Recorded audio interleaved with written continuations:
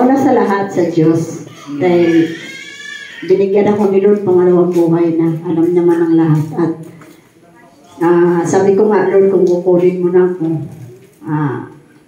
alam ko malaking, sabi nga, yung isang puno, pag tinanggalan ng sanga, yung parang, na siya, yung may kulang na.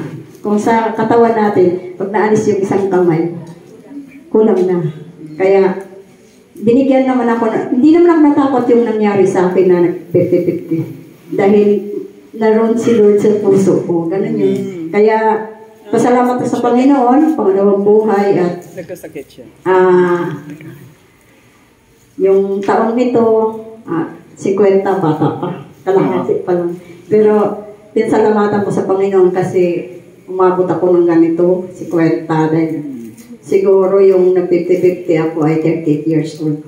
Pero ilang taon din binigay ni Lord. Pero naniniwala ako na si Lord naman ang nagbigay ng buhay. Siya rin naman din ang may karapatang mag-alis.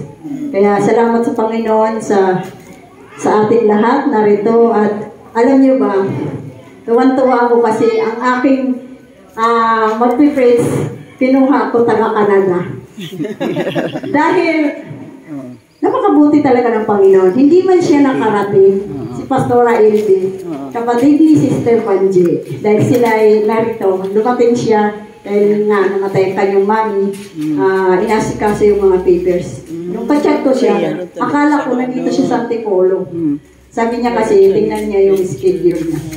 Pero wala man siya, binigyan pa rin ako ng Panginoon ng preacher na galing Bohol. Isipin niyo na makalayo rin.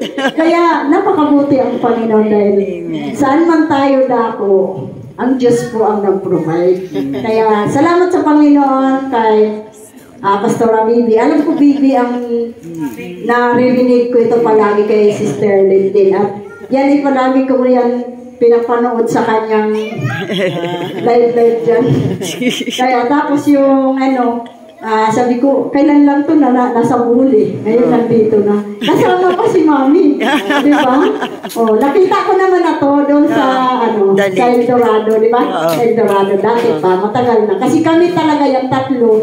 Mag-best friend kami yan. Sister Banji at Sister Lidlin. Sa Dalit pa po ang church namin.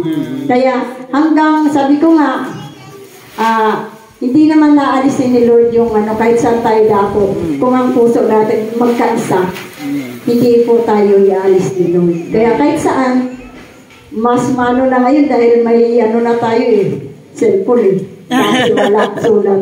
Pero mas mapalad pa rin yung dati dahil ang mga tao takot sa Panginoon. Ngayon, parang alam na ng Lord. Di ba? Lalong lumala ang mundo ngayon. Kaya, salamat sa lahat ng bisita ko. Hindi man dumating pa yung iba. Ayaw ko, nasaan na sila. Surprise. Tayo ang narito, di tayo ang unang kumain. Ganun lang yun, di ba? Alang-alang hintayin natin, magugutom tayo. Salamat sa, na-surprise pa ako sa aking anak kasi yung pangalawa ko, nasa Palawan yan. Tapos, kagabi tumawag, katutulog ko lang mga magto-2 o'clock na yata yun dahil nagagawa nga ako ng lumpia.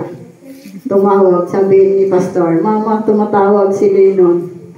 Tapos sabi niya, Ma, happy birthday, hindi ako makauwi. Yan naman talagang bilin niya, hindi siya makauwi.